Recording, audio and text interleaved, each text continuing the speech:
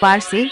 ए गाना को मिक्स किया है डीजे जयलाल ने सकवार से, सकवार से, सकवार से, सकवार से। डिक्के डिक्के मिक्सिंग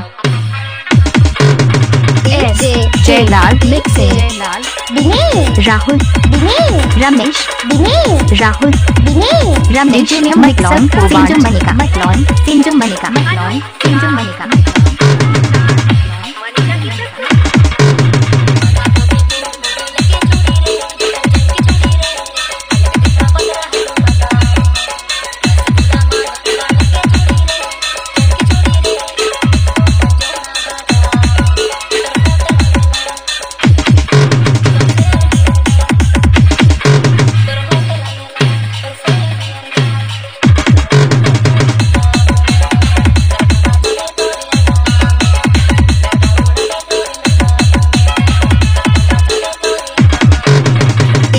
जयलाल जयलाल जयलाल जयलाल जयलाल राहुल रमेश राहुल रमेश राहुल रमेश राहुल रमेश सिंजू मनिका मटलॉन सिंजू मनिका मटलॉन सिंजू मनिका मटलॉन सिंजू मनिका मटलॉन मटलॉन सिंजू मनिका मटलॉन सिंजू मनिका मटलॉन सिंजू मनिका